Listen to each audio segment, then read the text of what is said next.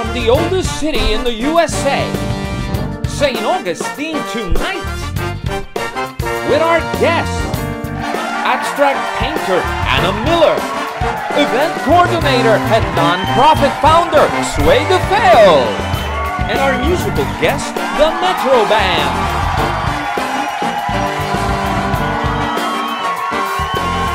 With your host, Jorge Rivera.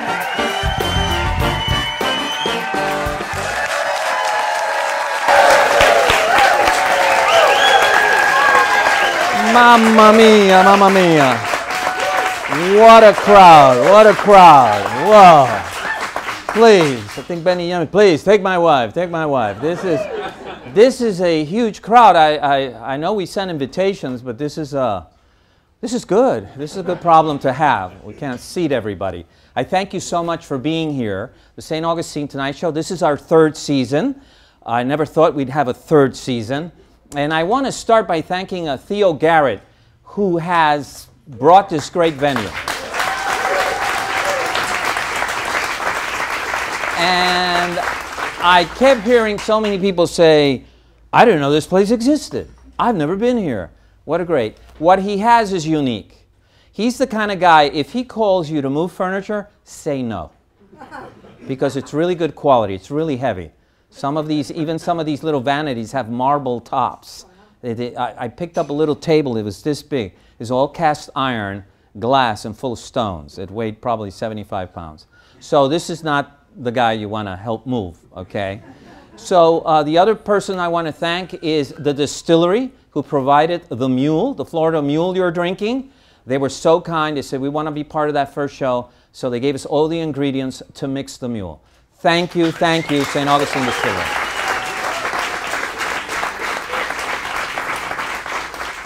The third person I want to thank is City Bistro. They're the ones who brought those wonderful hors d'oeuvres I saw you all munching on back there.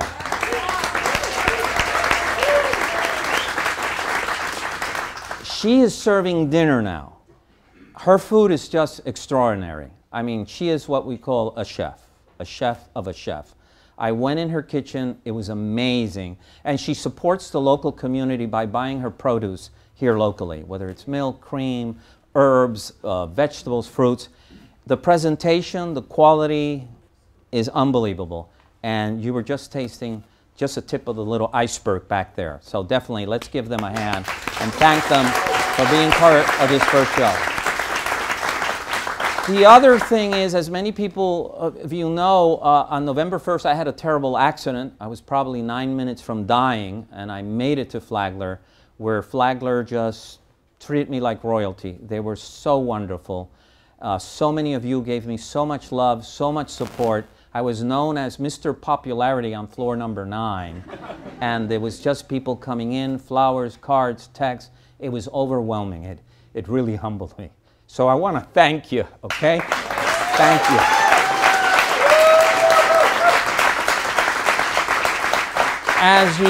As you also know, the mayor became very ill, Nancy Shaver, and she had to step down, which I feel is a great loss for our city.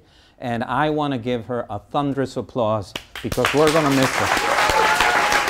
We love you, Nancy. Like we say in Latin America, may God bless you, may He keep you in company, and may He heal you very quickly. Hope to see her at least somewhere doing her crazy dance or something. Something about the mayor. Well, in the news, I saw Andrej Kipa. Maybe you don't know Andrej Kipa. Andrej Kipa is an astronaut up on the space station. And he was trying to dial a number they can dial from up there to Earth using the satellites. But he had to dial 9011, and he skipped a 0 and dialed 911. And he hung up, which was a mistake. But they found out eventually on Earth that that 911 call was from the station, so eventually they called, and he confessed, it was me, I hung up. But later in an interview with Dutch News, he said he was very disappointed that the police did not show up. And typical astronaut humor. Yeah, it worries me a lot, you know, all the problems we have in the country and all the polarization, everything, you know. I hate watching news, but, you know, I just saw the Russian did a statement about 3 years ago that whoever controls AI, artificial intelligence, will control the world. Shortly after that statement, China put $150 billion into their AI program.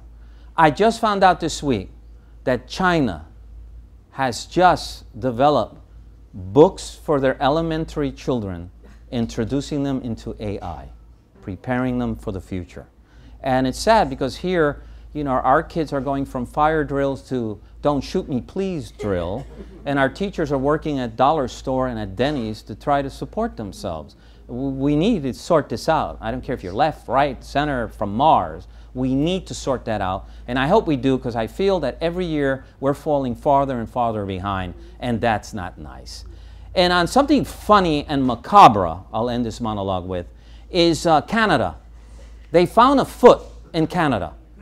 A foot washed ashore inside a 9.5 gray Nike. Okay, that's not the weird story. The weird story is that in the last 12 years, 15 feet have washed ashore in that west part of Canada. And they don't know, the coroner says, don't panic, it shouldn't be nothing unusual. And sometimes what they're doing is they are actually finding that a shoe they find 6 months later belonged to shoe number 9. These belong together. It's the weirdest thing. So, but the Canadian authority says, don't panic, okay? So I thought that story was weird. So tonight's show, we have abstract painter Anna Miller. We have Sway DeFeo. She's a founder of a nonprofit and also the lady who makes the Gatsby happen in St. Augustine. And Metro. Yes.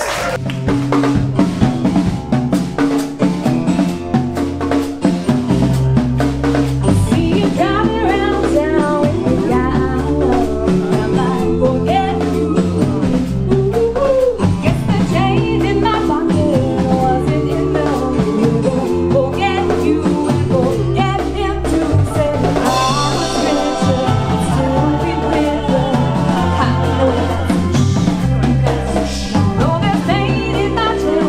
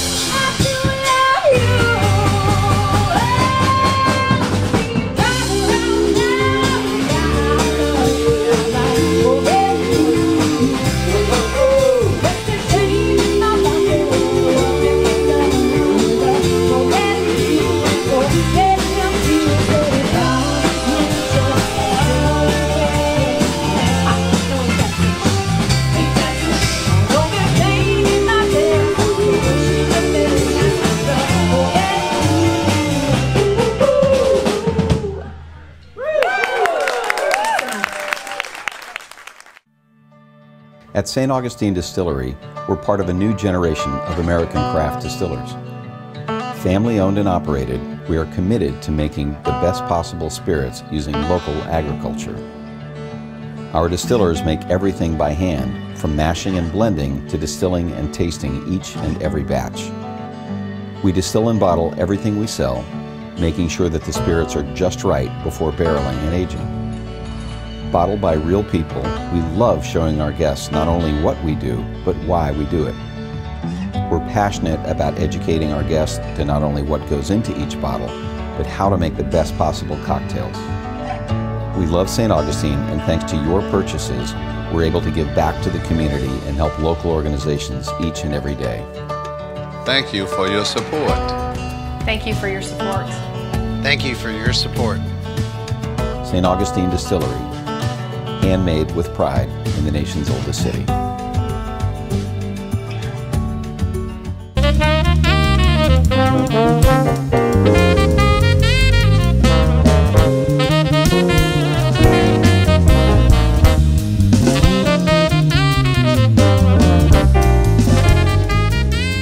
And we're back, ladies and gentlemen. Take 9. So we're here with Anna Miller. She's our first guest of the 3rd season, and we're surrounded by some of her paintings. Anna is an abstract artist, and she plays with that. She right now, a lot of you had on your chairs, you had this, she put this together. The quality of it is amazing. Her art is right now at the Rotunda, the St. Johns County Administration Building on San Sebastian View. It's Monday through Fridays. You could see her art there. And the reason I brought her here is because it's really, really great stuff. Great stuff. So I want to welcome you to the show. I want to give you a little hand here. Everyone's happy to have you. Now, what is your full name, young lady? Anna Miller. Anna Miller. And Anna, now you're known as an abstract painter, and you came from, where did you come from? Where are your roots? I'm originally from Ukraine. The Ukraine. Okay. What was part of the Soviet Union when you were born? Yes, All right. correct. I remember both parts very well. The black and white picture and the color picture, yes. And tell me, how young were you when you felt that art was kind of pulling you towards that direction? As soon as I could hold a pencil, basically. I have drawn and painted all my life. So was there a medium that you tend to go to? Watercolors or acrylics or oil? Markers. Markers. Most children start with markers, yes. Color pencils. Yes, they love. Color pencils, yes. watercolors. Did you have a theme that you kept repeating as a kid? It's mostly beautiful young ladies. Okay. And beautiful puffy dresses. The girls love to do the little eyes, the little earrings, all that kind of stuff. Did you find that, did your parents feel that they should put you like in an art school? Yes, my mom strongly felt that way. She insisted I take extra classes and enroll in one of the schools available. Okay, all right. And now you find yourself in the United States. How old are you when you come to the United States? In my early 20s. Okay. And was there a culture shock when you came here? Yes, yes, absolutely. Absolutely? Yeah. What was the shock in our culture? I felt like American society, at the time, I felt that American people are very isolated. Okay. And lonely. And lonely. And not communicating with each other as well. Well, we do sell enough depression medicine to to sort of back your point. So now, how did you manage yourself in that environment that you felt was a little kind of sad, disconnected, a little bit isolated? I've adjusted and made friends. Uh-huh. I'm a very social person, so I like and outgoing. So I believe for every person who changes life in such a dramatic way would probably feel and experience similar, Right. experience, of being isolated. Okay. Now, did you continue studying art when you came to the United States? Yes, I finished Academy of Art University in San Francisco. Okay. And what did you study there in San Francisco? Painting. Painting. Painting. I got my equivalent of doctorate degree. Okay. In painting. All right. Have you taught? Have you taught art? Yes. I have taught in 2 colleges, Okay. and now I'm an adjunct professor at UNF. Okay. Not in fine art department, but Okay. I hope, Eventually. eventually. Yeah. Do you enjoy teaching? I love teaching. Really? I love teaching. I love young people. I love hanging out with them. I love giving them something that they have not known before. Okay. Please tell me there's hope. There's a lot of hope. Okay. There's a lot of wonderful people out there. All right. All right. Now here you come. Now you also dabbled in graphics. Yes. How did you get pulled into graphic art? That's a strange story. When I came to United States, I bought myself a personal computer. One of those big white things, square ones, ugly ones. And I downloaded graphics software. And I learned it. And I learned more of it. And I learned other few programs, and I became a graphic designer. Oh, wow. I have never seen a computer before. Okay. So for me, it was just another tool that I could use. So it's not necessary. Computer for me is not necessary something strange and completely different. It's just like picking up one type of brush over the other type of brush. It's the same exact stuff. It's just different means of solving visual solutions. So And now, what is there a difference between the art you do using something that you could feel in your hands and smell versus something on a screen where you pick the colors? I remember Corel Draw, and I was horrific at it. I mean, some of you might, Windows 95, Corel Draw used to come in, and it was horrific. I really had a difficult time. So, was there a difference, did you feel, between that art and this art? Well, after working for a while as a graphic designer, I came back to my roots because I felt physical need to get messy with my paints and paint on a canvas and work. It's almost like working, sculpting, developing. It's ongoing process. It's so interesting, you know. So I went back to painting. I still do graphic design, and I actually, I produce it. Yes, this is amazing. This is amazing. But I also sometimes work my ideas for my paintings in the graphic programs. Okay. So I can play with them and create a solution that is not visible with photography or sketching. All right. So now, some artists, when they paint, come to the canvas because something's happened and they're angry, and they'll paint a Guernica, like Picasso's Guernica. Some people go there for a sort of a religious, or they're in a trance, or there's something. Are you in any of these when you decide to work on something and you're there all day? Well, I'm type of person that don't wait for inspiration. Okay. I don't believe in that. Okay. I start working, then inspiration comes to me. Okay. I force it. All right. I force to come to me, and it knows it cannot get away. It's almost like what the French say, that if you start eating, you will get hungry eventually. Yeah. You know? They say eating brings the appetite. There's a French expression for that. But yes, I do lose myself in a process. Okay. Absolutely, I lose myself in a process. It's not an angry process. Right. It's enjoyable process. It's like solving a mystery or playing a puzzle. There are so many unlimited combinations that I can't get enough of it. So it's very, very interesting. So now you have this exhibition of the Rotunda. How did you come with that art? I read that it was something about your vision or something.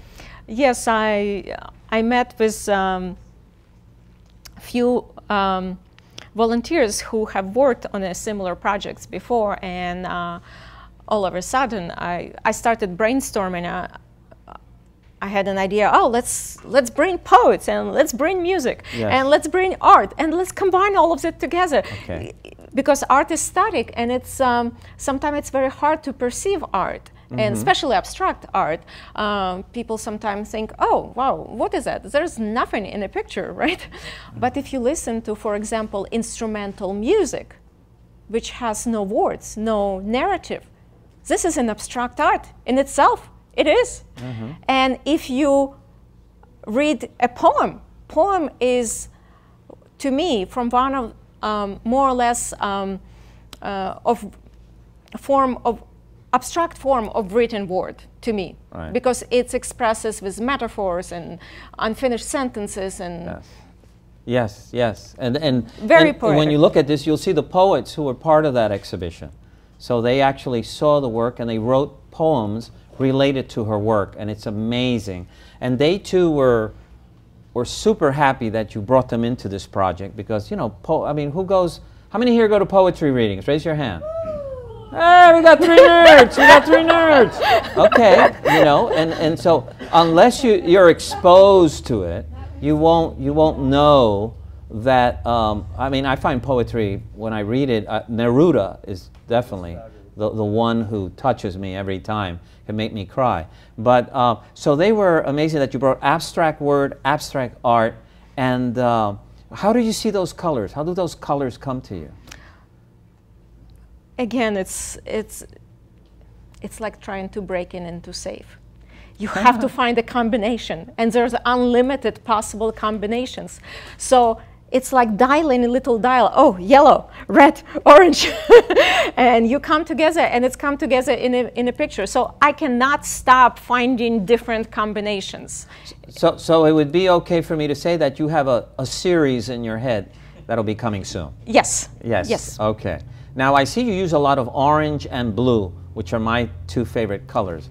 Any reason why you see so much orange and blue in your paintings? These don't have as much blue, but if you go to the Rotunda, yeah, they have a lot of orange, which now in my old age, when I was a child, when I color in school, my orange crayon was about that big, you know, because I would just use it on everything. It was something about it. And now that I'm older, orange is a color that's come back into my life. But why do you use so much orange and blue? Well, to me, orange represents sun and warmth and happiness, so to speak.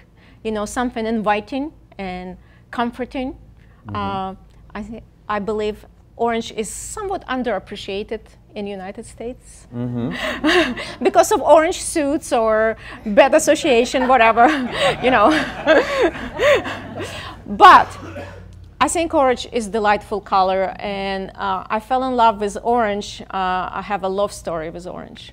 I had a crush on it when I was in south of Spain, and the ground in south of Spain has this clay combinations that is very orange, and when sun hits the ground, everything reflects and creates this orange reflection, and everything glows orange. Love story, first sight. Well, I thank you once again, and I encourage all of you to check the Rotunda. It's going to be there 1 more week. And please take this program with you. It's amazing. It itself is like something you would buy in a bookstore. It's so well put together, and also the poets here introduce some of their work. And I thank you so much for giving us so much class with some wonderful art. And I hope in a couple of shows down, we'll bring you back and see what you're up to. All right? Thank you. Let's give her a hand, everybody. We'll be back after these messages.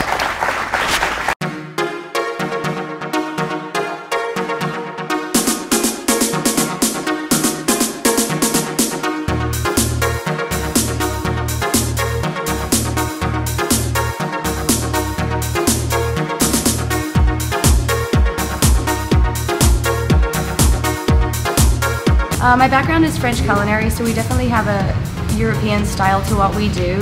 But I think also we're lucky with what we get around here as far as produce, so we're very spoiled with that kind of thing. Being able to get our vegetables delivered weekly, go out to the farm and pick up our cheese, things like that. So we're very influenced by our environment. Sourcing the way that we do seasonally is definitely something that keeps us creative. It keeps us doing something different every day.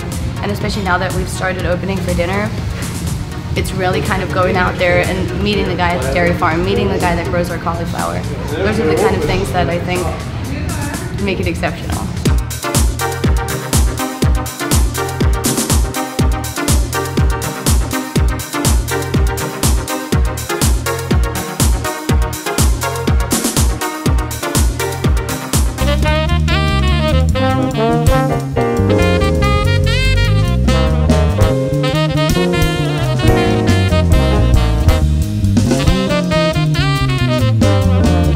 back, ladies and gentlemen. We're back with one of my favorite people here in St. Augustine, Sway DeFeo, as she's known.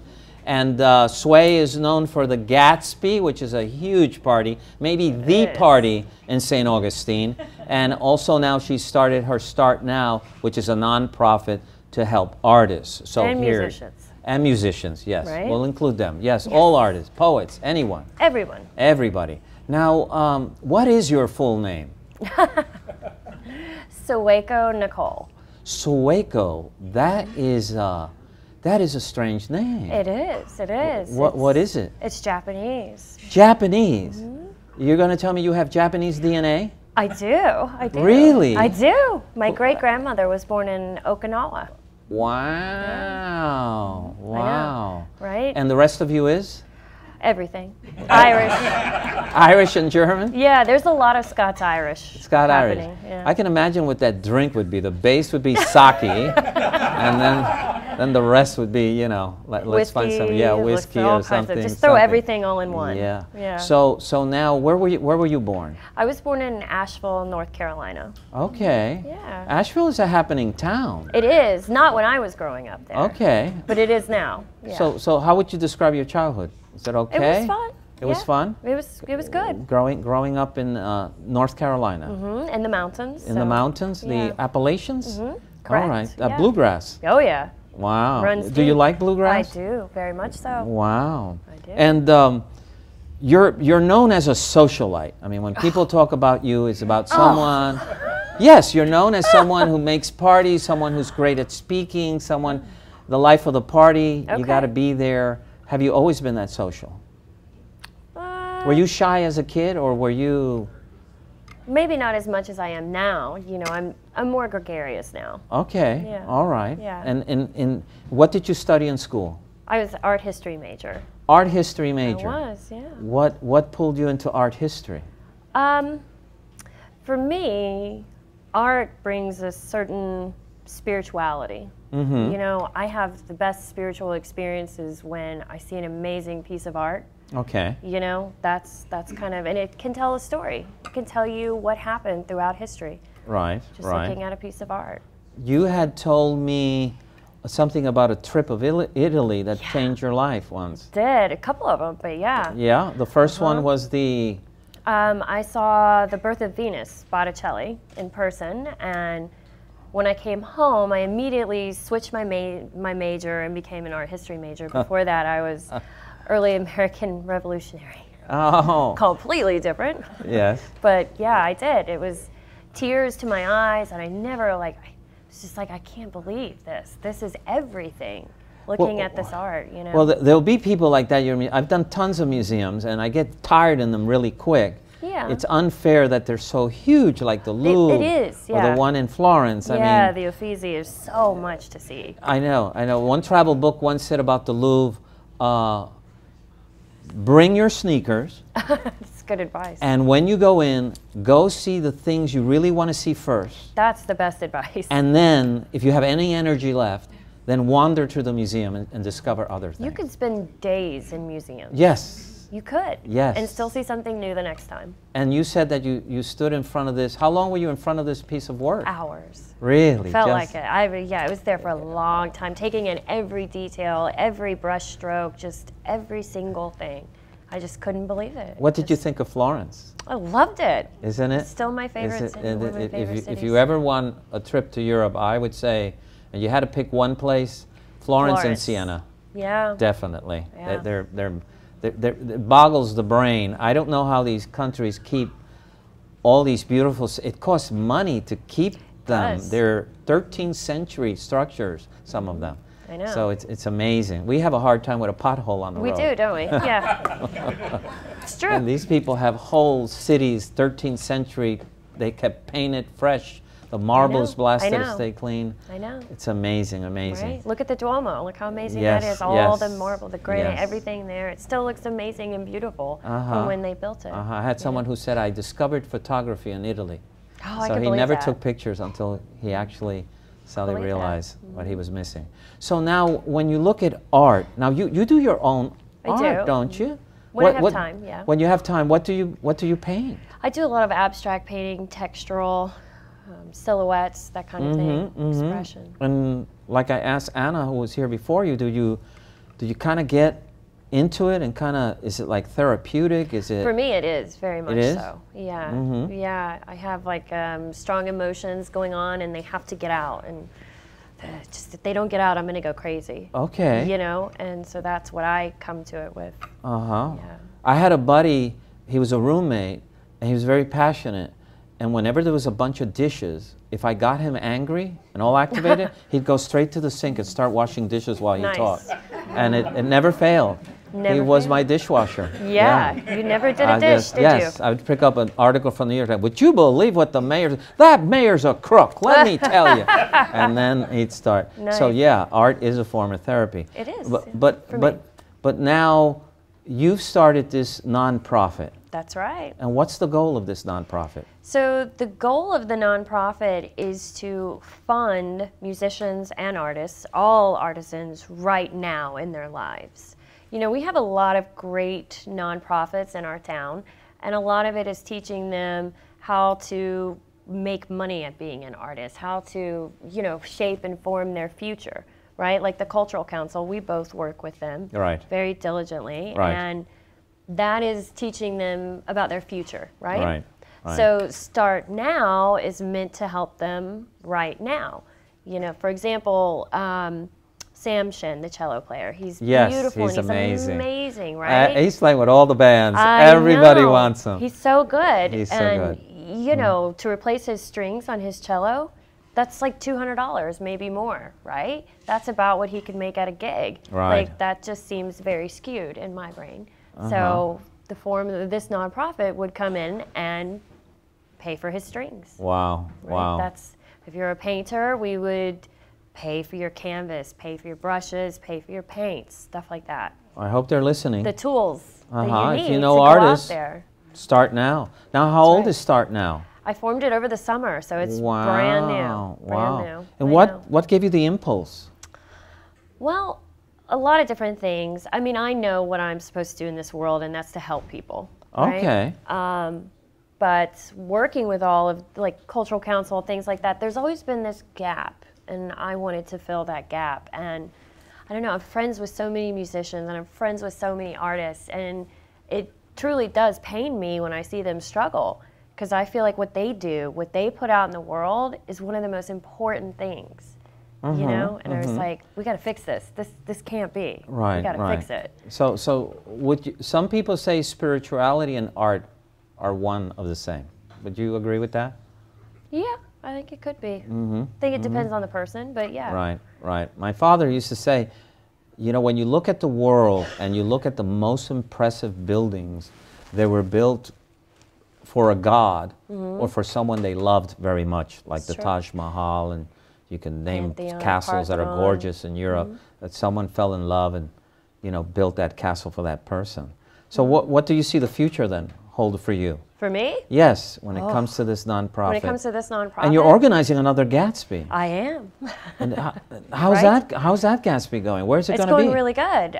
It's going to be at the Fountain of Youth this year. So Fountain of Youth. Switching it up, right? Yeah. Got to keep things moving. Right. It's April 13th. April 13th. It's on a Saturday again. People buy tickets for that? They do. GatsbyForCharity.com. Gatsby for Charity. That's right. That's right. And we do sell out.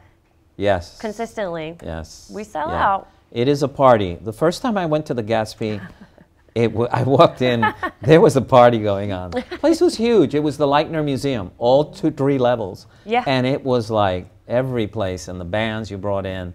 Yeah, so we do local music. That's what it's all about. Now, you're a mom, too. I am. You got twins. I do. I have 7.5-year-old twins, a boy and a girl. Oh, my Lord. Right?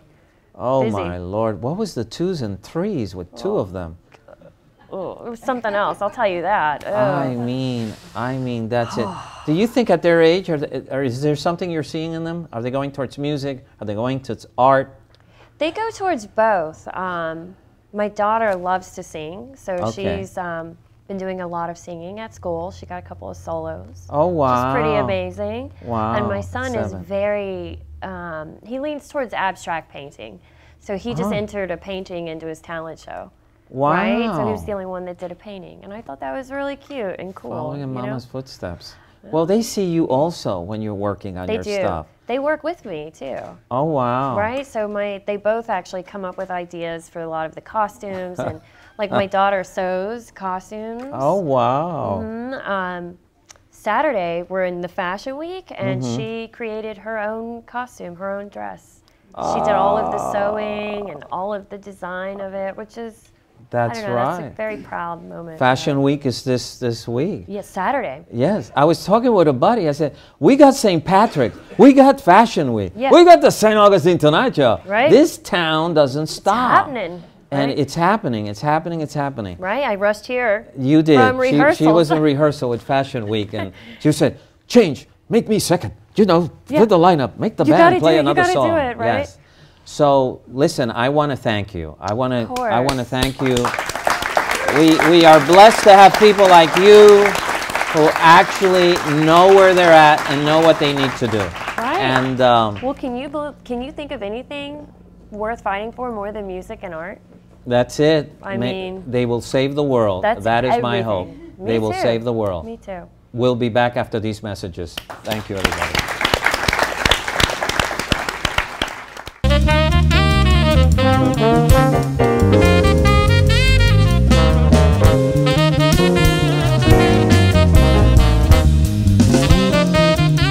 My name's Theo Garrett. I'm the owner of Garrett Brothers.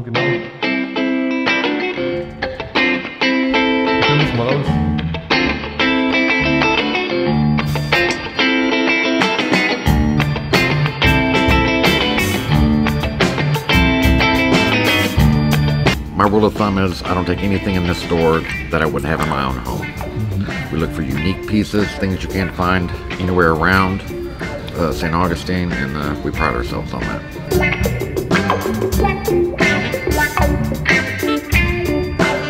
We have more than furniture. We have 1967 Vespa. We have anything that you can think of that would be fun and exciting. You're going to find it here. Sculptures, art pieces. We have a wonderful selection of art. I hear it's like a museum. That's the most common comment that I hear. Love for you to come and see me here, and we'll make you happy.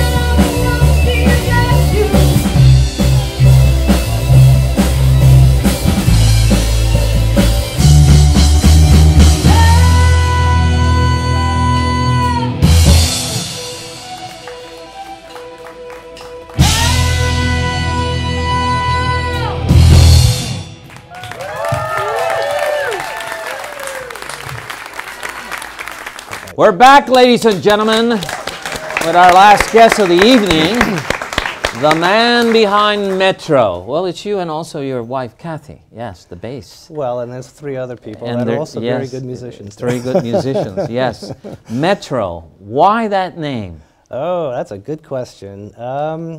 We went through a dozen different names, and we had one tomato targets, Steve, I think was what he wanted us to be. Tomato Tomato targets? targets. I thought we needed to be a little bit more classy and professional, so we actually just settled on it because we thought it was nice. Okay, Metro. Yes, Metro. no, the Metro Band. Yes, that's your full title. There's actually about 10 Metro bands across the United States. So. Oh, okay, all right. So Ron Marshall, is that your full name, your real name on that birth certificate? It's Ronald Wayne Marshall. Wayne. I always like that name, Wayne. It's a friendly name. Wayne. Yes. Wayne will help you. And it feels good. It feels good. My father would be proud of you. Okay. All right. Well, did he name you Wayne because it was a grandfather or someone? It was his name. Oh, it was his name. So he gave you, okay. Right. All right. Now, where were you born? In Long Island? Long Island, New York. Yes. A glass of quarter. Where? A glass of water for a quarter. Patchogue. Long Island. Whereabouts in Long Island? Patchogue. Patchogue. And how big is Patchogue population-wise? I have no idea. When I was growing up there, it was really small. Really small? But there's not a square spot left for a house, I understand. A lot of friends from Long Island were always, when I met them, they're from Babylon. Babylon. I said, what decadent place is that? That was the city to us. Yeah, yeah. That was New York. That's what someone told me. That's big compared to some place. I was in a little place called Smithtown. Delivered a Cadillac in Smithtown at a dealership. So that's interesting. Now, did you stay in Long Island most of your life? I was born and raised in Long Island.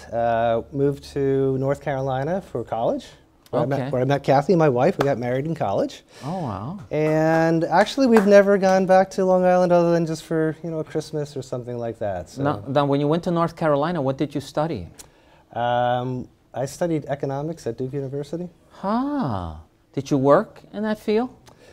Sort of. I wound up working on Wall Street. So, sort of. Yeah, so there you are. Yeah. So when did this passion for music start? How young were you when you started dabbling with instruments? Well, the first instrument I ever had where I took any actual lessons was an accordion when I was 8 years old. An accordion, that is such a old-fashioned sort of, I think of Lawrence Welk when I think of an accordion. Yeah. That lasted for about a year. And I didn't really pick up an instrument again until my oldest son was born. Because, stuck at home with a baby, you need a hobby. So I started to play guitar. Okay. And I met a friend who really was a super monster musician, and I started playing over at his house every night. And then my wife said, forget this, I'm home with the baby, get me a bass. So she got a bass about a month afterwards and started to learn how to play. Kathy over there. Yeah. Oh, wow. And so once you had the guitar, once you had the bass, what happened then? We became the house for wayward musicians, my wife calls it. So we had the classic garage band, but it was in the house, it was in the basement. And we had 10, 15 different people that over the years came in and out.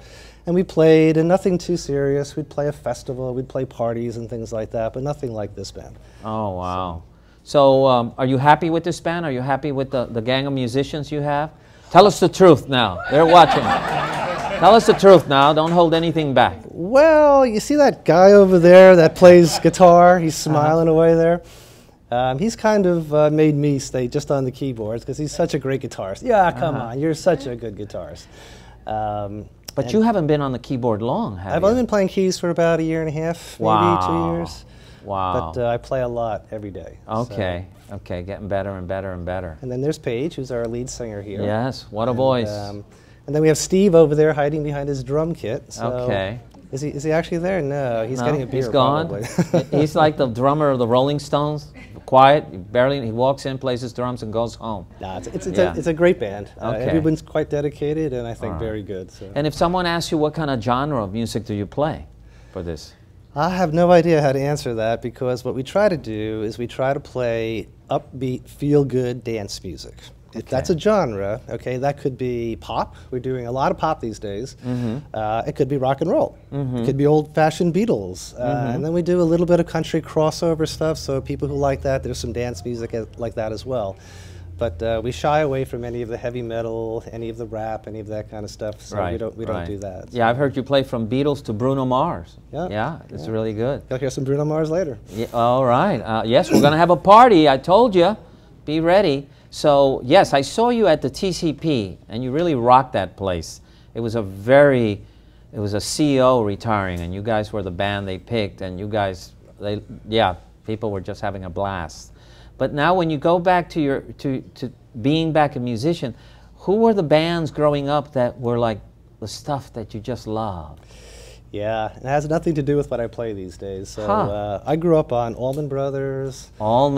Steely Dan. Mark Knopfler and Dire Straits is my favorite band probably of all times. That's your favorite band? Yeah. Wow. Yeah. Wow. So, you know, we've come a long way, and my wife has a lot to do with this. She was like, we have to stop playing that kind of stuff and start playing, she's laughing, start playing stuff that people want to dance to. Right. So we decided we'd give that a shot, and we're having a blast with it. So. Yes. So you're enjoying this. It's really not work. Oh, this is not work. No, it's really good. And you're the band who just loves to play. We do. I think musicians are like that. They have a passion for it. They love to play, and they want to play. And you know, in the beginning, it's a bit scary when you first start doing this. I haven't done this for years. This is only about a year that this band has been together. Not even. Scott joined us in November-ish, thereabouts. So it's a little bit intimidating to try to stand up in front of people and perform. You know, you still get a little nervous. Yes. But it's wonderful. At least you don't have cameras that die on you in the middle of the show. No, we have equipment that goes bang. Yeah. Suddenly they're singing and you hear and they're like, "Oh, the sound guy thing is dead." Yes. Yeah. Now, if you had the time to okay, you play keyboards, you play guitar. If you had the time to learn another instrument, what do you think you'd pick up? It would be something classical. It'd probably be a violin. A violin. Yeah, something like that. Wow. I love a good fiddle player, but then there's the classical part of the violin. I love tango, and those violins are they're so emotional, you know. But you like, what is probably the best concert you ever went to? When you look back. Probably an Allman Brothers concert. Allman Brothers. Yeah. Wow. He died recently. The lead, Greg. Well, Greg. Yeah. Dwayne died 40 years ago. So. He had a voice that was just. That's what used to haunt me, was his voice, you know. He had this, it would just go, you know, and he'd just bring you in. What's funny is that the Allman Brothers, Greg Allman was their keyboard player. Okay. Right? But I love them because they're the quintessential guitar band. And to me, everything for years growing up was all about the guitars. Forget the keyboards, forget the vocals. Now it's all, for me, about the vocals and the keyboards and the guitar. And the guitar. So if I threw you on an island, and I said you could only have one LP to listen to for the rest of your life, what would that probably be? It would be the one we're about to cut.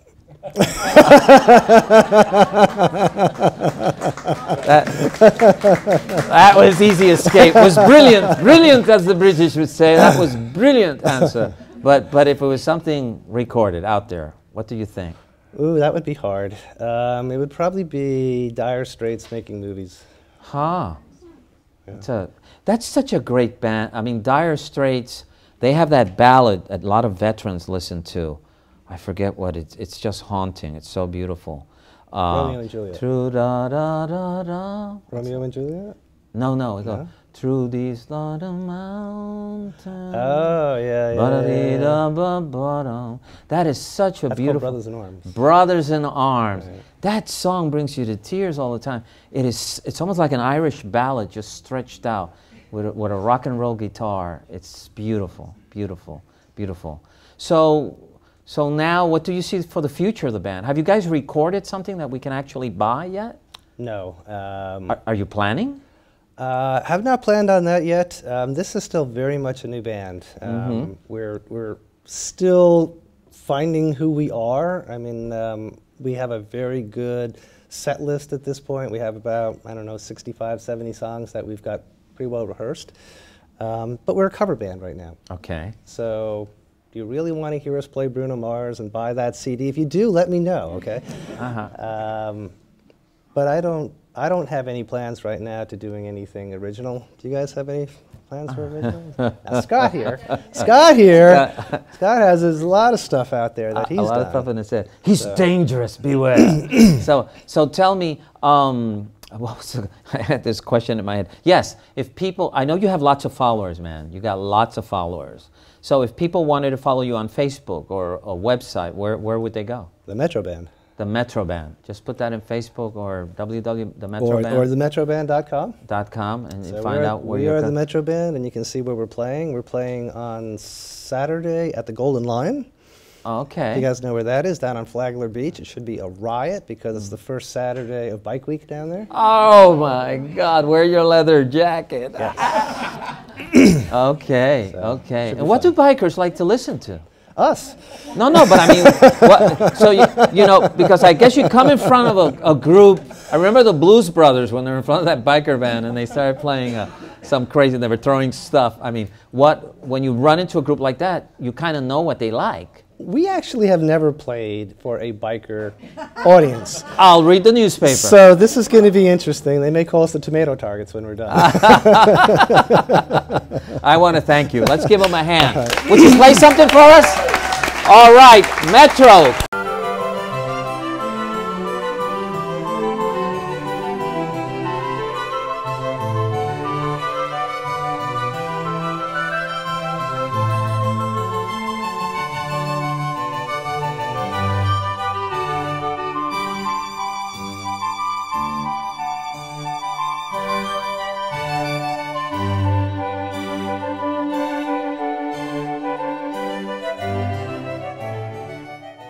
At Martinez & Associates, we can help you with many things.